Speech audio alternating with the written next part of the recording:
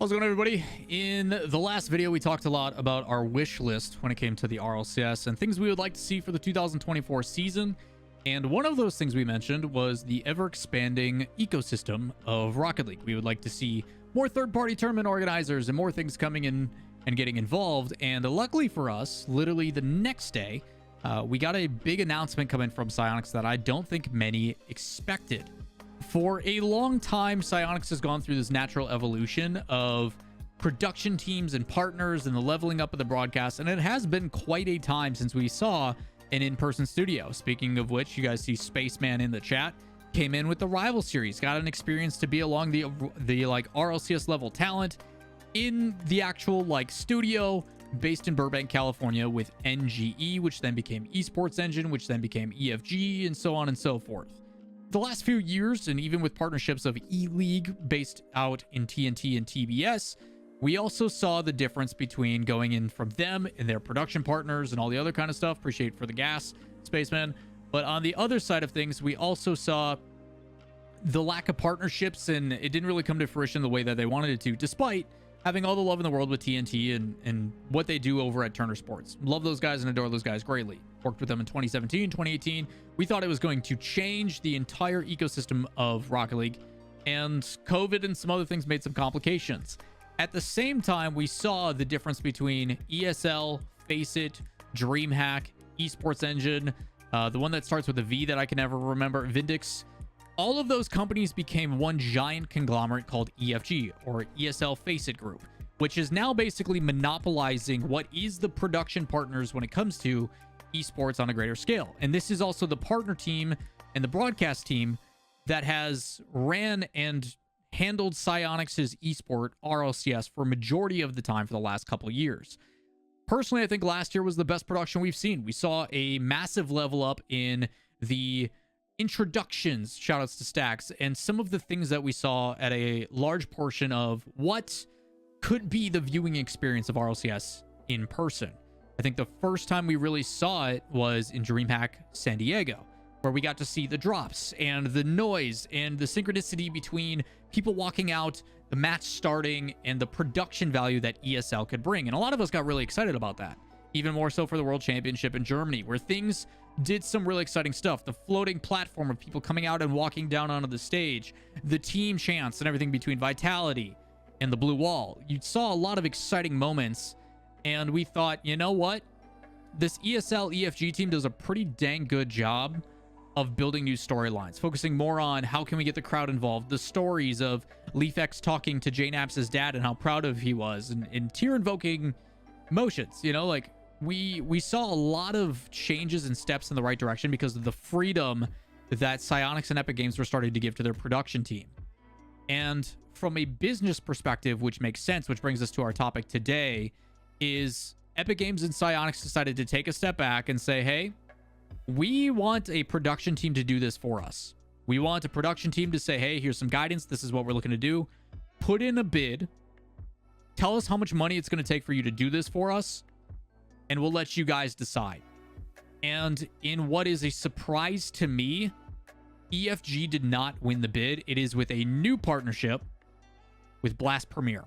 Now, if you guys aren't aware of Blast Premier, here's a couple of examples. Their tips are going to touch.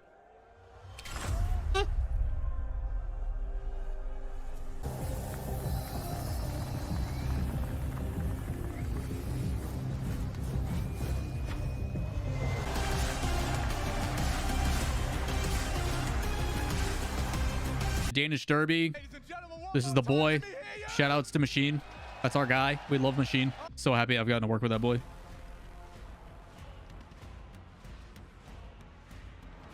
So maybe not the craziest stage entrance, but again, production quality put into the moment, right? And some walk-in. They've got some cool graphic stuff with drones, all CG. Navi, all the boys, like, again. So the walking through the crowd, the high fives, some of these things we've seen. And obviously, maybe you would have Stacks doing some stuff with this. Like, again, they have a vision and a direction for what they want to do, right? This is hopefully what Majors and Worlds look like. This fucking guy.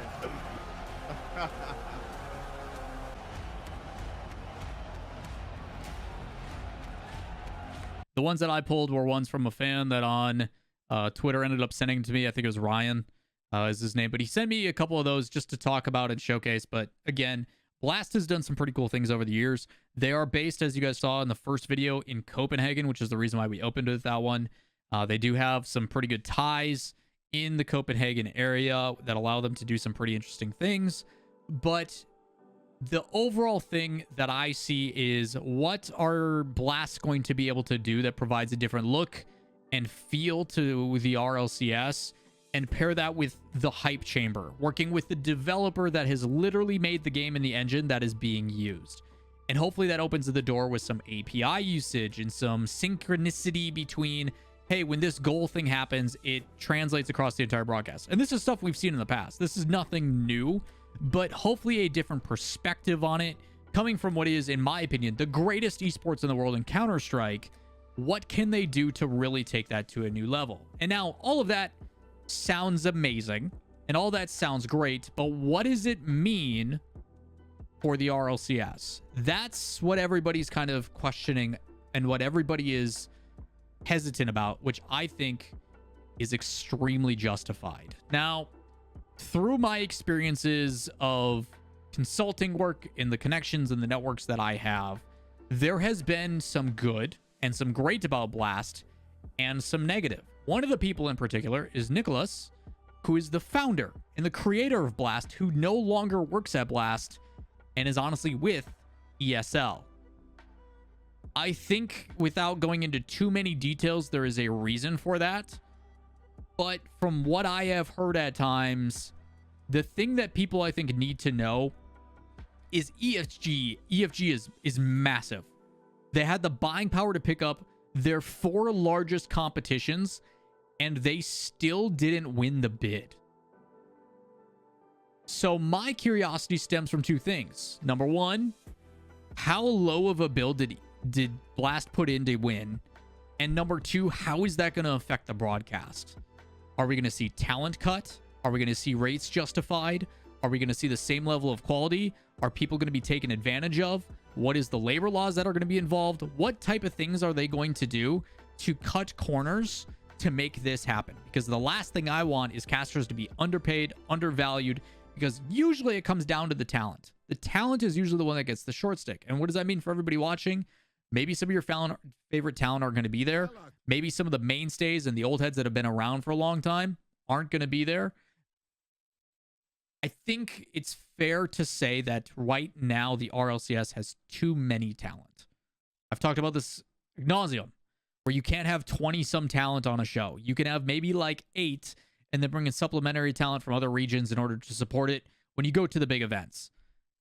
Possibly you're going to see some of these talent have to live in Copenhagen for an extended period of time, which might bring back a studio broadcast, which could be cool. There is some good and some bad, but I think Epic Games overall does need to take an adjustment to their budget in accordance after laying off 800 employees and all that kind of stuff. But the positives is potentially a studio show based in Copenhagen. Downfalls, the talent is going to have to be away from their families for 6 weeks to 8 weeks at a time and living there. I have heard horror stories personally about some of the things that have happened behind the scenes while people have been there, which we don't need to get into. Things that involve the government and everything else. But whether those things are true or not, I have not personally experienced them, and I can't say that for certain. What I can say, though, is some of the events Blast has put on have been very well respected and very well received in the Counter-Strike community, and hopefully they can add that flair and that specific touch and that excitement to Rocket League. It's a 4-year deal, and it affects not only Rocket League, but also the Fortnite Championship Series. And if you guys haven't seen the article, we're going to pull it up, but it is a multi-year deal, okay? When you look at all these and you announce the collaboration through all of them, it says that it will run operations of the competitions, the production, and the marketing of the RLCS and the Fortnite Championship Series, okay? So they have a 3-part role in the future of the RLCS. You can tell Psyonix is really taking a step back and is saying, hey, we want you to handle how this season runs, what it looks like, and how it gets promoted. Now, this is an expansion of the previous partnership with the competitive Fortnite series, which makes sense if the competitive teams from both Fortnite and Psyonix are merging, which we saw with the multiple layoffs, and JJ, and Chloe, and Jake being let go. It is a molding of two, so it makes sense that they're trying to do the same thing with the production partner. If Blast was doing what they did for Fortnite, might as well do it for RLCS as well. Now, they did have a very successful tournament, and you saw some of the people that are more familiar with Fortnite in our scene, like Bass, talk about this as well. But I can tell you from behind the scenes, it wasn't all positive. So there's good and bad to everything as well. Their chief business officer, their CBO, Leo, says, "We are immensely proud to announce this momentous multi-year deal with Epic Games. We believe this partnership represents the future of competitive gaming, where organizations like Blast are able to work in tandem with world-leading publishers to create incredible experiences for players and teams to compete at the top level in front of fans all over the world." Which I do agree, and this is, I wouldn't say anything new, but it is something that is nice to see, that developers are understanding that I, as a developer, am not an esports production partner. I don't know dookie about what goes into running a successful esport. So let me find a TO, a production team, an organization that's been doing this specifically for years, and entrust them to do it. We'll foot the bill. We know it's a big marketing expense, but we're going to use your reach, your draw, your expertise to make this happen, which I agree is a good way to do it.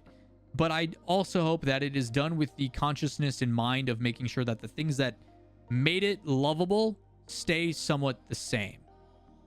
So they say pioneering positive change in esports has always been a part of the DNA of Blast, and this announcement is amazing to continue that journey. Working together with the world's biggest game publishers to elevate and grow their competitive properties has been a huge area of focus.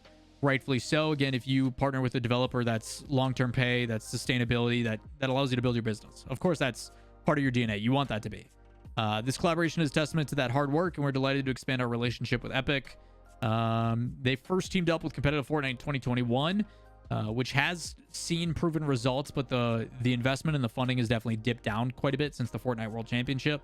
But they've been doing more of the traditional, more like operational stuff from what I've come to know with the FNCS, outside of just the one-off $30 million, $100 million, $200 million that they put into it in the first couple of years. So with that matters, with all that said, this was followed by the partnership deepening further, where Blast operated the entire 2022-2023 schedules.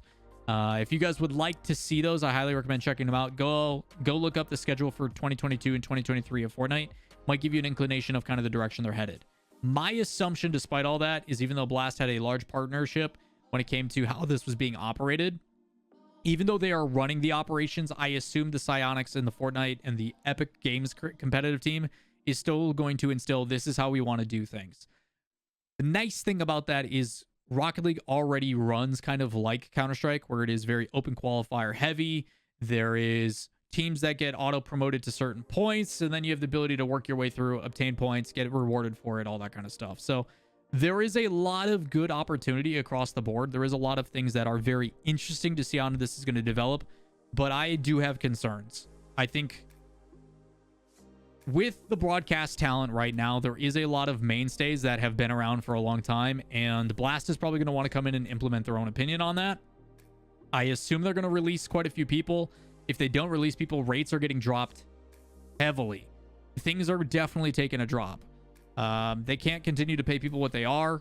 They need people to work more and be more valuable. You need multifaceted, multi-talented people that can do segments, content purposes, play-by-play, and color. You need people that can do both desk and you can't have a person doing a specific role and that's it. They've got to be able to do multiple things, unless they are one of the special talent. We saw him in the intro. Look at Machine.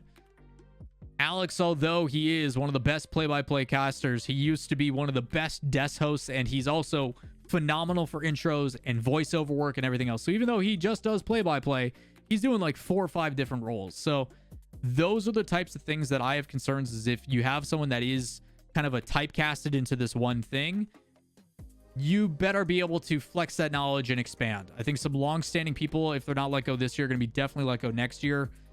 If I had to guess, rates are being reduced. They're going to run with the entire staff that they have right now. We're not going to see any changes this year, and that we are going to see them try to see who is worth keeping around, and then we are going to see a passing of the guard. I think it's scary. Most esports productions have 6 to 10 people tops. Rocket League has like 20 something. It's wild. So yeah, finding versatility, finding people that can do a little bit of everything, I think is super important. With that in mind, if you guys have any questions whatsoever, we're going to continue this conversation on the stream here in just a bit with my chat. Come over to twitch.tv/Lawler. We're happy to hang out and talk about this kind of stuff at any point. Otherwise, if you guys have any things you would like me to address directly, let me know in the comments down below. And while you're down there, make sure to hit like, subscribe, turn on notifications. I'll see you in the next video. Peace.